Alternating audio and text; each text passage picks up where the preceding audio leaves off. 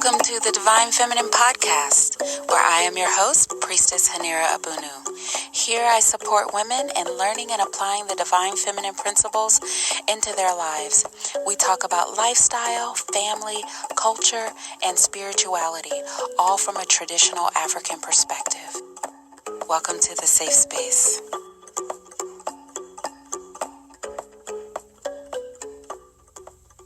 Hey, welcome everyone to another episode of the Divine Feminine Podcast.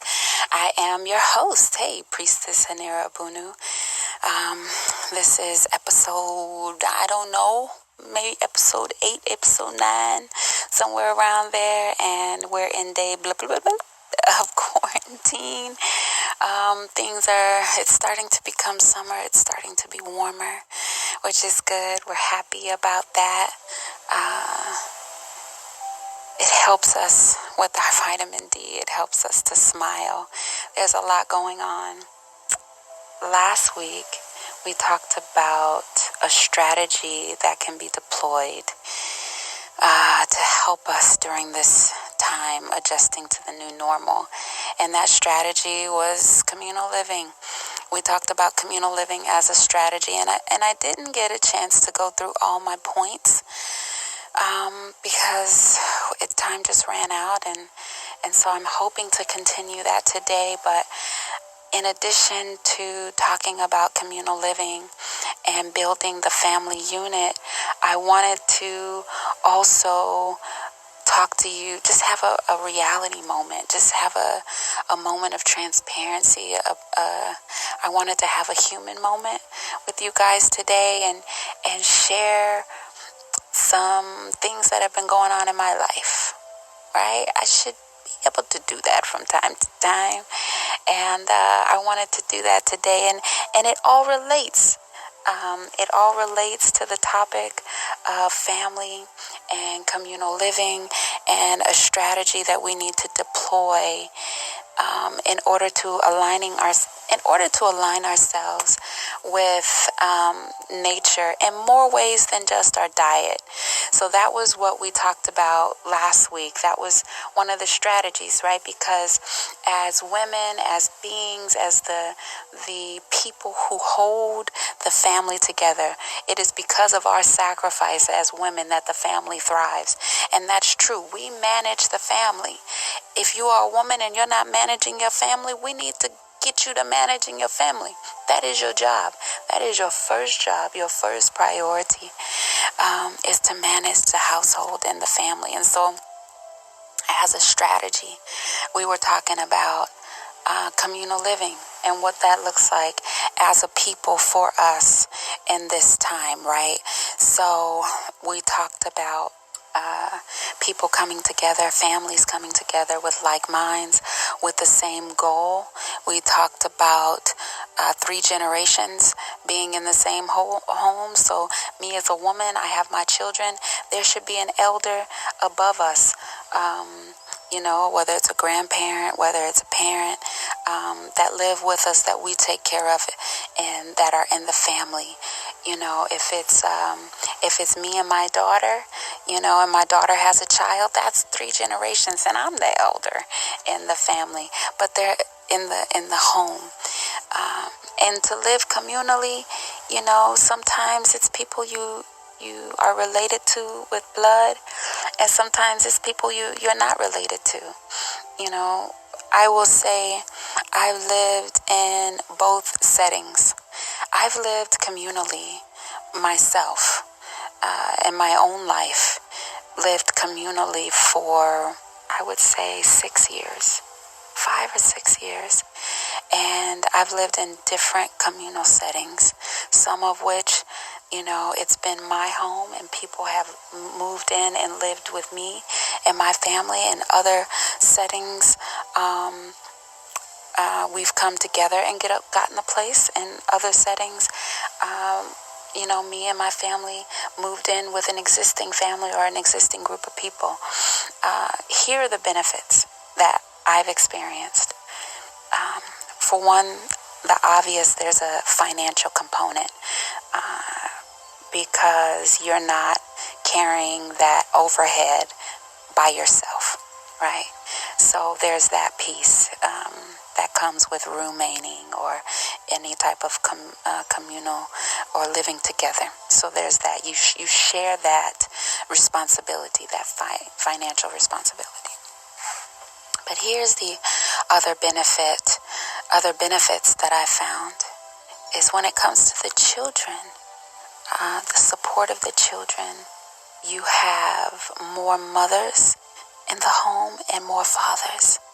And so you become a mother to many, or if you're a man, you become a father to many. And you work with sisters to make sure the house thrives and to give the home what the home needs. So if that's dinners, if that's cooking, if that's rides, if that's, a savings plan, whatever that is, as women, we come together and we learn to work together and we share the responsibility of maintaining the household. And for women out there, those of us who have our own home now and have our own families, we know that can be a great responsibility. And to have a woman to share that with is beneficial. It helps manage our stress, our anxiety, when it's done properly and we're working together. In addition, it's also helpful with women who are single, right? Single in that they do not have a mate, they're not married, or single in that they do not have children. Because a woman who doesn't have children does not mean she doesn't have the pull or desire in her to care and nurture. What this society teaches us more than not is to get a pet. This society tells us, you want to care for something, don't have children, get a pet. And that's not the way nature designed it. We should have aunties in the home. We should have other men, other women in the home that help support the home as well. This also leads us into polygyny or polygamy when you go down that road. But right now we're just kind of talking about communal living and how that benefits the family structure and how it benefits the mental stability of the woman and maintaining all the responsibilities of the household, and how we can use that as a strategy for today. So that was what we kind of went into last week. And actually, in what my life has been experiencing this past week, it ties into that. It ties into communal living. It ties into family and women working together, and even polygamy. It ties into that as well. In that, and I'm just, you guys bear with me. I'm just gonna have a moment in this podcast and just kind of speak about life for me. So if you guys have been following the podcast, you know that I haven't talked much about my personal family other than episode 1 and 2, when I spoke of my marriage having to end because I had to follow my calling and things like that. So I haven't given much background about me since then, but I will.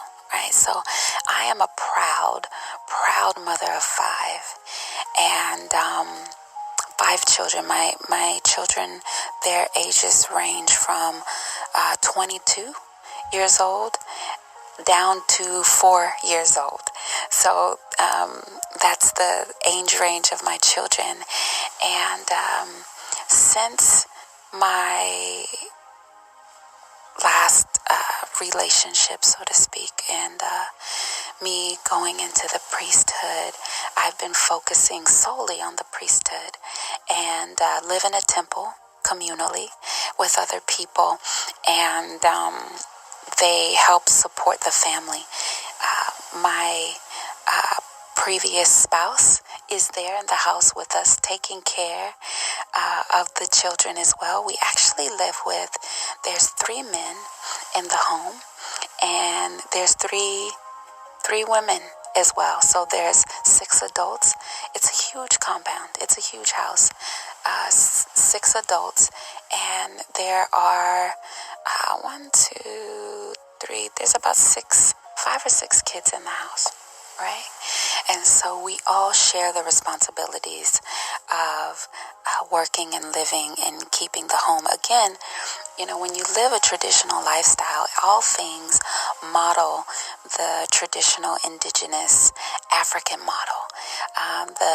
The family model that we learn from the village, our example from Mother Africa, that's what we model. And so this has been my communal setting. It's allowed me to thrive as a priest and study and do the work that I need, and also give support to the children in the home. And it's a beautiful arrangement, right? It's a beautiful arrangement. And so that has been the stability of the home. But so this particular week, prior to this marriage, so to speak, I had a previous marriage with one of my older children's fathers, okay? And I got a call that an emergency had happened, and he was in the hospital, and no one could get to him. His family is out of state because of COVID and all the traveling bans, all of the restrictions when it came to hospitals. No one could get information for him. The hospitals wouldn't give information. His family couldn't get to California to see about him. Their only hope was, or I don't want to say only hope, let me not say that. The fastest and quickest way to see about him with the restraints that everyone was experiencing with society right now was to have me, his ex-wife, go and check on him, right? And because we were legally married, I still had our marriage certificate. And so I went on behalf of his mother, with his mother's blessing, to the hospital and petitioned as his next of kin on his behalf, and have been standing in the gap for the family, right? And it's been a beautiful, beautiful time. I was able to spend time with him there at the hospital. He's in a coma, and I was able to put his mother at ease and just help the family, right? His current fiance, I was able to help her be at ease, and even all through social media, just been able to put his friends, family, everyone at ease. And that, how does that play into communal living? How does that play into polygyny? How does that play into what we're talking about now? And I just want to have a moment, I guess, to just talk to my women, talk to the women, because as women, we have to be emotionally stable in order to handle the responsibilities that are given to us. We have to see beyond ourselves, right? And because him and I were, we co-parent, but we have no personal relationship, it was easy for me to be objective in this scenario. But I would petition the women that we need to have that protection over our hearts and be able to distance our emotions in these times, period, right? Because let me tell you where I am now in my personal life. And again, I'm having a moment of transparency with you guys now. And I hope this is well received, and I hope I don't cry. But I'm able to pull together his family, his friends from different walks of life, all of his lovers, the women who loved him, in his city. They love him here. And, you're doing something when you have love and hate, right? And the people who know me and know him, that I am drawn to men with big destinies and men who have big personalities and big drive and big calls. And so he too is one of those types of men. And so, I'm able to pull together all the women who love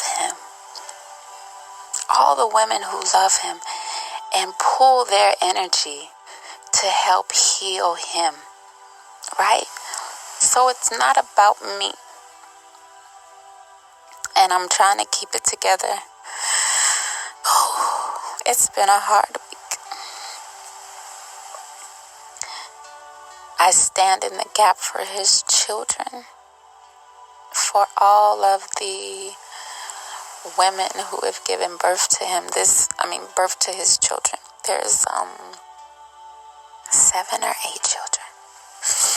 And this is including ours together, the twins, the newest baby. But he has such a strong legacy that he's left. And being a spiritual person, I know how strong his legacy is. With just all that he has, sons and daughters. He has children that are in their 20s. The twins, I think, are 23. And he has a newer baby that's like 3 or something like that.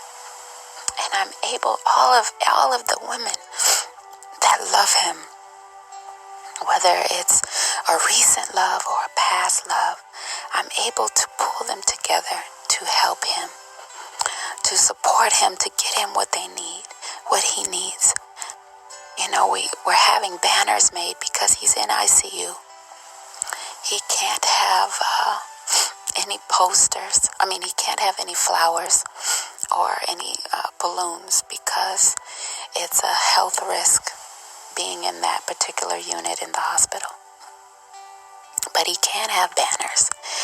And so the doctor said they're expecting him to wake up in the next day or so. He's going to have a major surgery tonight. Matter of fact, as I'm recording this podcast right now, I just got off the phone with his nurse, and they were preparing him for major surgery. So as I'm giving this podcast right now, he's in surgery. And so, but they said after the surgery, they're going to reduce his medication, and that will allow him to come out of his coma. Okay. And so I said, well, what would be great is when he comes out of his coma and he opens his eyes, for him to see all of his family and friends right there. Now, because of COVID-19, he can't have visitors, right? He can't have anyone come up to the hospital. They allowed me to come up there the first night And I stayed the night there with him by his bedside to make sure he was stable and to give the report back to the family. And I've been his personal contact and helping with his medical, and since then. But I'm not allowed to go back up there. So I said, since no one could be up there with him, when he comes out of these surgeries, he's going to open his eyes and his reality is going to be different. And I don't want him to feel alone. And I don't want him to be scared. And I don't want him to have anxiety. I want him to know that we love him. I want him to know that he's protected. I want him to know that he's supported. I want him to know that he has friends and families from all over, not all through San Diego, not only all through San Diego, but all over the country that have been pouring out support for him. Just pouring out support for him. And I want him to know that. And so I said, well, let's put some banners together. Let's put the posters together. So people from all over the country are sending in pictures and of them together. Pictures of him and his children, pictures of them hanging out, their brotherhood, their sisterhood, and it's just been a beautiful thing. And I'm humbled to be in this position. I'm humbled to be trusted. I'm thankful that I still have a very strong relationship with my son's grandmother, which is my ex-husband's mother, and their family. I'm thankful that my reputation precedes me in that they trust me with their gem, which is him. And we've been working together on that.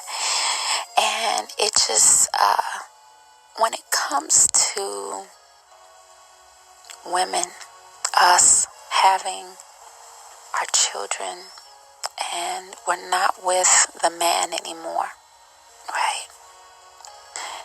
I'm speaking to the women who have children,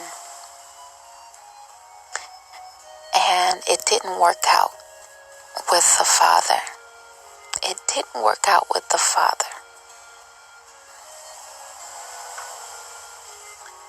During that time, it's important, women, to stay emotionally stable.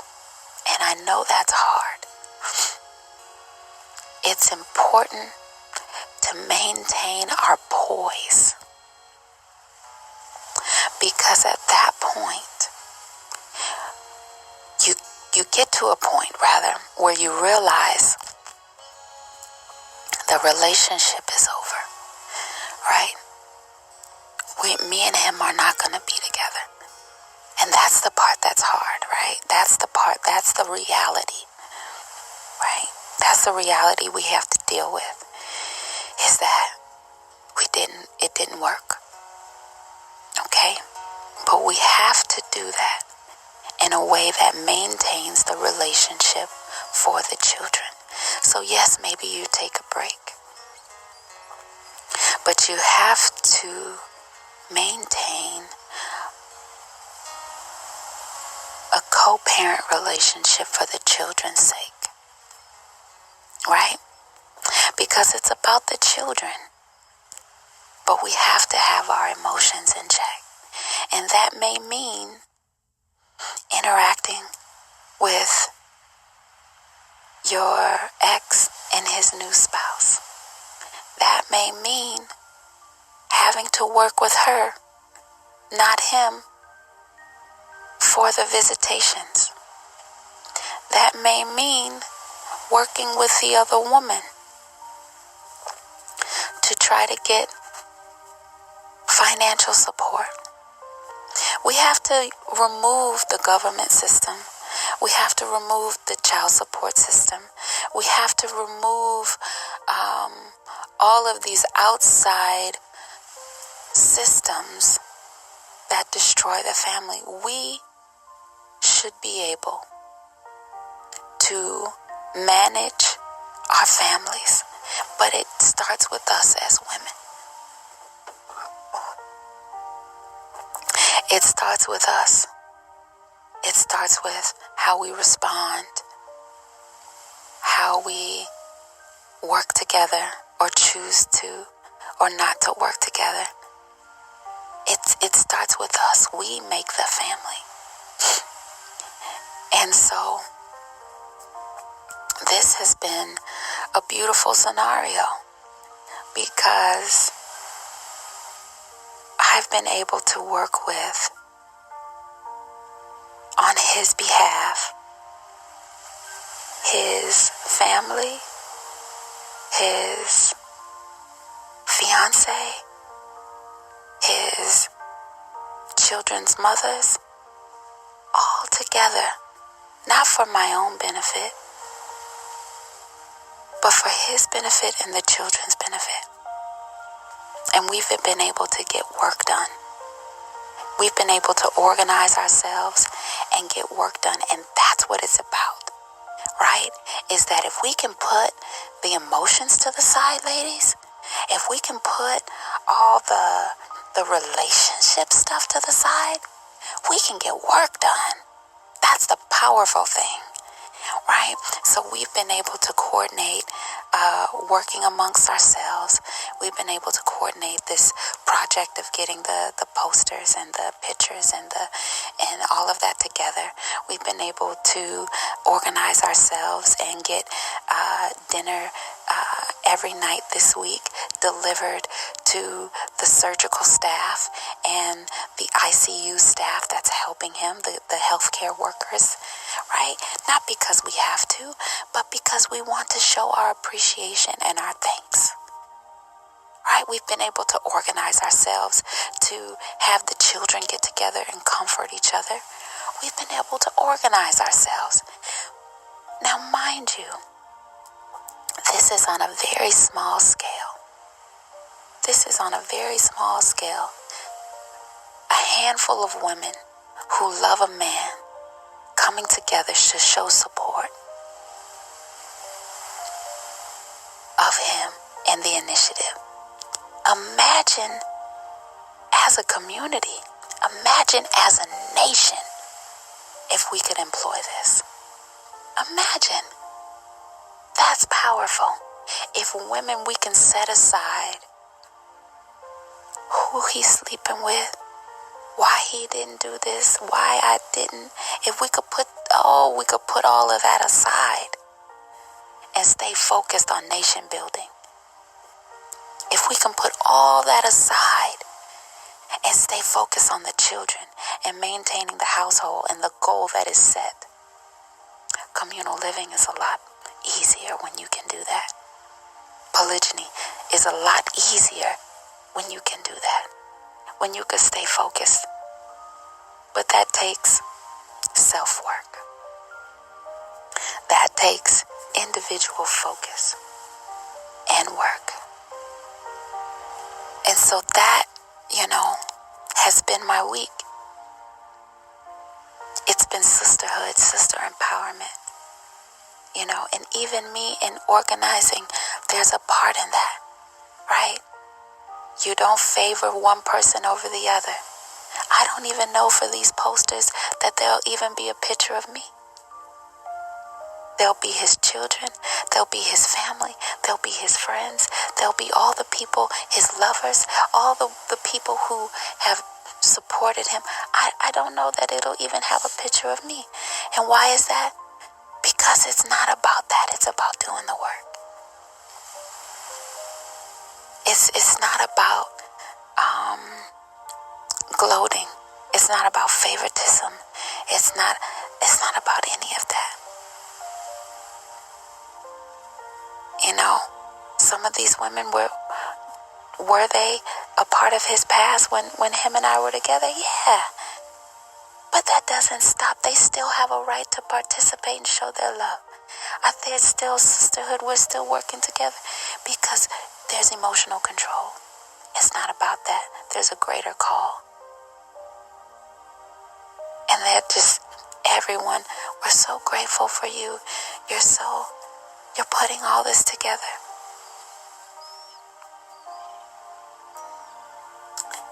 And I just do it for nation building, to support. And that's all I can say. I can't, this week has given me a glimpse of what we need to do as women to rebuild our nation. What we need to do as women to rebuild our families and our community. This society sells us on romance. This society sells us on individualism, right? They teach us we need to live alone, live separate, and that's not the case. We need to be living and helping one another. And so, having to work together for a greater good, something that's bigger than our pain, that is what I think is helping in this situation. It's giving people who are hurting because their loved one is hurting. It's giving them something greater than themselves to think and focus on. And it's nation building. It's beautiful. And so when you take my life experience, and I appreciate you guys allowing me to share real experience that I'm going through right now. I appreciate you guys allowing me to open up in this safe space. So when you take this experience that I'm having this week, and you put that with what we've been talking about, which is aligning ourselves with nature in order to survive, you say, how can we deploy these tactics and build a strong nation, build a strong community, build ourselves stronger? It starts from within, right? We have to originally have our own emotional control and stability. And then from there, women, we have to maintain the family. And that may mean joining with other women.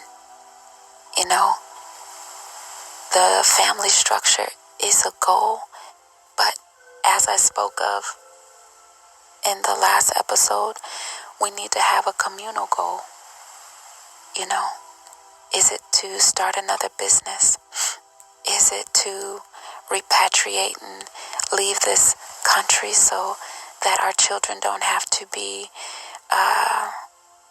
subjected to mandatory testing and vaccinations? Is it to be self-sufficient so that no one has to work a job or work for anyone else? Is that the goal? Whatever the goal is it developing myself spiritually to be the highest form of myself and using all my creative gifts and talents in order to give back to this society? What is the goal? What is the goal?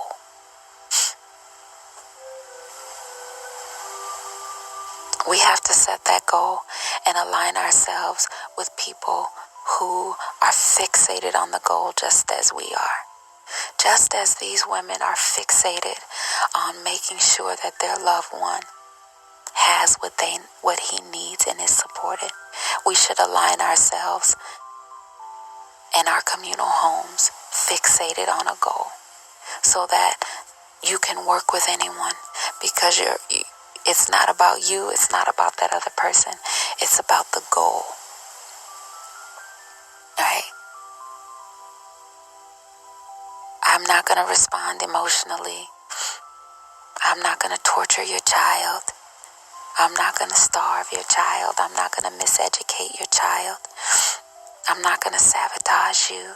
I'm not going to do any of that. No. That's emotional. I'm not going to have a pity party. I'm not going to say, woe is me. I'm not going to do any of those things. No, it's about the goal. It's about something that's bigger than me. And that's what we need to get to. That's the place we need to get to. Now, it's easier said than done. It's easier said than done. I acknowledge that. This week gave me a deeper glimpse of what that looks like on a bigger scale. Right? It's beautiful. We can organize ourselves and get so much done. This is how empires are built. Right? And so that's how I tied it into communal living. Right? That's how I tied it in, because there may be scenarios where you have, two families come together, two women that are heading the household. Everybody has their position. One thing as women, as the divine beings that we are, we have to have what we're in charge of. We have to have our territory, and we own that. And when dealing with women, that's how it is. And that's something, if you don't study the feminine energy, if you don't know yourself, you might not know that. But women have to have something to care for and to nurture. And so that's important in the communal living scenario, because each woman needs to have what she's in charge of. Whether that's the farming, whether that's the homeschooling, whether that's the cooking schedule, right? Even though we participate in different aspects of maintaining the home, right? We talked about the different aspects of maintaining the home last week. We talked about the cooking and the cleaning and the homeschooling. We talked about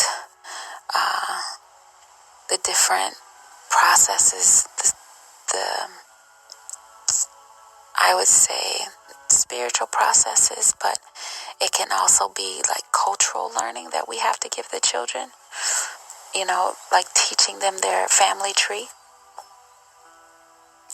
knowledge of self that goes deep, right? It starts with parents and extends out through the family tree, but then it goes to our roots and our genealogy, and it goes to our culture and traditions and reaches all the way back to our indigenous roots. All of that should be taught in the home. That is what is going to help align us also with our goals. And so this is important. It's important to know, and it's important for someone to be in charge of it. Right? So we have a person who's in charge of this aspect. We have a person who's in charge of another aspect. Now, all of the people in the home participate. So all the people in the home participate, say, in some aspect of homeschooling, or participate in the farming, or participate in teaching the culture and knowledge of self. But there's someone who's responsible for it. There's someone who's actually in charge of it. And women, we need to have something that we're in charge of, that we manage. We're the managers. Okay? And so as long as women, we respect one another and what we manage, and we include one another, we don't alienate anyone, everyone has a voice, then that's important. I had a woman today in putting all of this together for my son's father. I had one of the women today, she said, "Thank you for including me." And that just touched me. I'm thinking to myself, why would she think I wouldn't include her? But in that life, when you have a man with such a big personality and you have your moments with him, but you may not be a part of maybe his main life, or you may not be his main woman, you may have thought of, well, where do I fit, right? And so in working together, we have to include one another. Everyone is valid. Everyone can work towards the goal. And so I said, yes, sis, of course, you want to help this room. Can you take care of this? She said, yeah, I got it, no problem. She took care of it, boom. Paid what needed to be paid. Sent me the receipt, bam. And it was taken care of. And she was like, I'm just so grateful to be a part of something.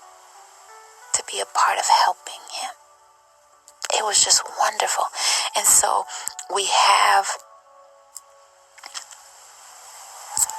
to work together, and whoever the main woman is that's maybe in charge of managing all of that, that's going to be important. That's going to be important. So we can work together as women. It's important that we pull together and use our resources. There was a young lady today, I just listened to her. I listened to her talk about the memories that they spent together. The things that they used to do. I just listened. She just needed someone to listen. And then afterwards she said, boom, help, I will do this and this and this to help towards the cause. Wow. She just want to be included. I'm returning messages, returning calls, including everyone. The woman in charge of the home has to do that. You can't say, no, I'm not calling such and such. I don't like her. Nah, you can't take that attitude. You have to be bigger than that. Because it's bigger than you. You can't say, no, I'm not. I don't think they should be included. No, everyone can be included in some regard. And you do that. So in putting together your communal house, it's important to keep the social aspect in mind, right? The relationship aspect. 2, 3, 4, however many people are coming together for this common goal.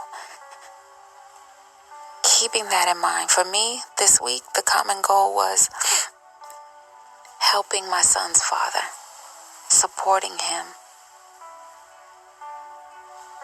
And it just showed me the power of women working together. If we could deploy that as a strategy, oh my God, we'll be so strong as a people. But women, we have to keep our emotions in check. Right? When you learn about and study the divine feminine energy, we know that as women, we are the only creatures, right, of the two genders. We are the only two that bring together all 4 elements. We bring together all 4 elements inside of us. We do that for creation. Now, men in their divine masculine, they have the ingenuity, they have the genius, they have the intellect, they have the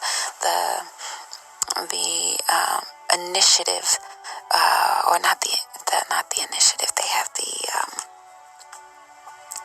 intuition, the idea, the genius, right? And what do we have? We do all the work. We take that idea, that knowledge, that intellect, that genius. We take that, and with all 4 elements in existence, we build and create within us. And we do that with creating children. We do that with creating businesses. We do that with creating the household, maintaining the household. But it first starts within us, within our temple, within this body that we have. And each one of those elements has an emotional state with it. And so that's why they say, well, women are just so emotional. Well, we have to balance all of the elements that are within us because we're creating at all times.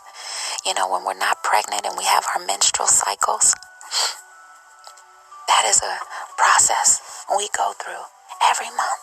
Every month we have an opportunity to create on that particular level. And so I understand. I understand how it's difficult for us.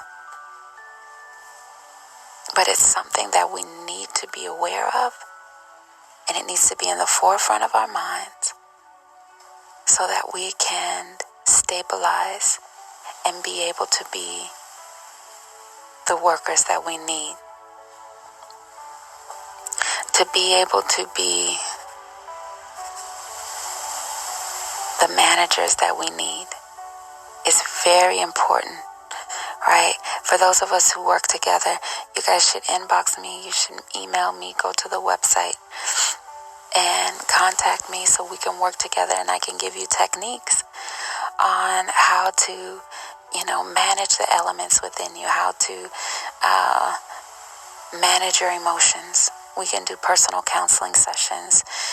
We can do the divinations and check with the spirits and see what's necessary for you in this time. We definitely need to do that. But it's a call on us as women to bring the home together as a strategy for survival during this time. And so I thought that was amazing, just how my experience this week tied into communal living as a strategy. Eventually we'll go deeper into polygamy or polygyny and how that ties into it. But on a very basic level, I just wanted to speak today and kind of recap about last week. There are two more aspects within the communal home that I want to go over, but we're running short on time today. Those aspects is the business aspect. So every household, whether it's the communal house, the family house, we should have a business. We should have a business that we're running or looking to run. Every house should have some home, or not home, excuse me. Every house should have some business, some enterprise, some entrepreneurial enterprise that it is looking to develop and experience. Right, so there. Although there's people in the home, so not everyone should be working in society. So if you're in a home and both people are essential workers, then that means you need to move someone in the home and join your house that isn't an essential worker. This person is talented and they have gifts, or they've always had a business they wanted to explore. You need to move that person in the home and you need to support them. You need to support them in their goal and initiative of starting their business. So we'll talk about that more next week. In addition to the business, every communal home, every family should have an economic plan, savings plan. Now you should have that within the family. You should have that plan within the home, but then also on a greater level within the community, you should be banding together. They have investment pools They have gifting pools. And we'll talk about what that is. What do you mean a gifting pool? I've never heard of that before. What is that concept? Priestess, I've never heard of that. Well, I'm going to educate you on your culture. I'm going to tell you more about that. So we'll talk about that next week. I appreciate you guys allowing me to kind of get that my week off of my chest and expose some of myself today and my life and how COVID is shaping my life. And it's been good. So we're halfway through the May fast, and I tell you, because of the meditation, because of the grounding, because of the detox, I'm able to handle this. I'm stable emotionally, stable spiritually, physically, and because I'm solid, everyone around me handling this situation is solid. And so I offer that also to the women who are in charge of their households, to the women who have children that are looking up to them, to the women who have spouses and other nieces, nephews, cousins, other family members, other women who they're in charge of. I offer that you have to have your stability first. You have to be grounded first. We have to be in front of our ancestral altars. We have to have our diets together. We have to have our meditation time in. We have to have our reading in. We have to have all of those things to ground ourselves. Sometimes we have to pull away to do that. But it's necessary, because otherwise we won't be able to manage the household. All of the tools and all of the things that I said needed to be done in the communal home, those things cannot be done if the woman is not stable. She cannot manage all of those aspects and all of those tasks if she herself is not grounded. So women, we have to take care of ourselves. We have to balance ourselves. We have to ground ourselves. We have to organize ourselves. All of those things in order to manage. Because if we can do it and organize ourselves, imagine if we had hundreds of communal living families, the structure, build it up, and then join forces with other women. This is how we build our communities. Alright? We join with like-minded people and we build. But we both first have to stabilize. Alright, so we're going to continue our series talking about communal living and building the family as a strategy to align ourselves with this new normal. We're going to finish that next week. This was just a recap. This was kind of a venting and a purging session for me. Thank you for listening. But next week we're going to go further and cover the business aspect and cover the economics and the savings and how all that ties in together with the family structure, the family dynamic, or the communal living. Okay? This has been another successful episode of the Divine Feminine Podcast. I am your humble host, Priestess Haneera. I bid you farewell. To schedule a spiritual reading, life coaching session, or to order herbs and tonics, please see our website, divinefeminine.net. If you would like information on our trip to Africa in August, please email haneeraabunu@gmail.com. Thank you for listening to the Divine Feminine Podcast. Be sure to subscribe, share, and join the conversation on social media. You can find us on all social media outlets at Haneera Abunu.